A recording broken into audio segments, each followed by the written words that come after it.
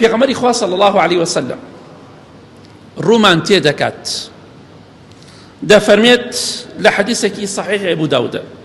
یا ئەیوهە الناس ئەی خەڵکینە ئێوە هەمووتان خەڵکن کەواتە ئەم حەدیثە ئەم داواکاریە هەموومان دەگرێتەوە دەفەرمێ ئین على كل ئەهلی بەیتین بەڵام چی خەڵکێک ئەو خەڵکەی کە خاوەنی ماڵی خۆیەتی على كل نافەرمێ هەندێ ئەفەرمێ كل لەسەر هەموو ماڵێک هەموو خێزانێک هەموو عائیلەیەک چی ئەو کەسەی خەڵکە تۆ خەڵکی ئەو کەسەی خاوەنی ژن و مناڵە ئەوە دەگرێت ئەوەی کە ژن و مناڵی نەبێت دەرەچێت دەرەوە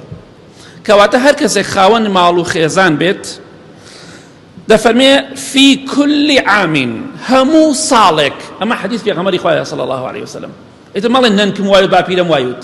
من قسەی پێغەمبەری خوا دووباسەکەم صلی الله عليه وسلم هەموو ماڵێک في كل عام كل هەمومان دەزانین كل يعني چی لە هەموو ساڵێکە في كل عام أضحية هەموو ماڵێک هەموو ساڵێک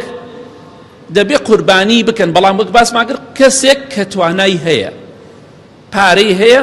لە ماڵەوە چەند ملیۆن پارەی خەوتووە وەڵا ناتوانم وەڵا پارەکە کردم وەڵا پێرارە کردم وەڵا لە هەشتاکانە کردم ئەمە بەدبەختیە ئەمە تێنەگەیشتنە لەم دینەی خوا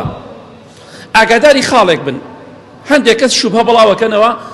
ئەڵێن ئیمامی ئەبوبەکر و ئیمامی عومەر و کۆمەڵی سەحابەی تر ڕەزای خوایان لێبێ وازیان لە قوربانی هێنا و بۆی واجب دەبێ برای بەڕێزم ئەو حەدیثانە ئەو ئەسەرانە ضەعیفە یەکەم شتێ زانایان دەفەرمون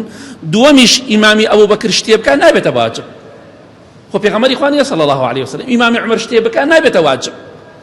ئەمە خۆی بە درۆ دەخاتەوە بۆیە سەحابە قوربانیان تەرک نەداوە فەقیر بوون هەژار بوون هیچیان نەبوو قوربانیان دەکرد تۆ هەتا الحەمدولله توانات هەیە بیکە شوێنی ئیبراهیم پێغەمبەر بکەوە صلی الله عليه وسلم شوێنی پێغەمبەری خوا بکەوە صلی الله عليه وسلم قوربانی بکە بە ئیزنی خوا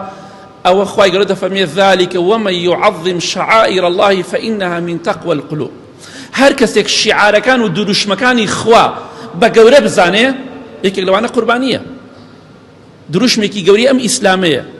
ئەوە خوای گەورە دەفەرمێ ئەوە لە تەقوای دڵەکەیەوەیە دڵی پڕە لە تەقوا پێت خۆشە تەقوات هەبێ قوربانی بکە پێت خۆشە پێغەمبەری خوا صلی الله عليه وسلم هەڕەشە دێنەکان نەفەرمێ بە تۆ نەیە بۆ نوێژی جەژن لەگەڵ ئێمەدا ناوەڵا پێت خۆش نییە کەواتە قوربانی بکە ئینشاءالله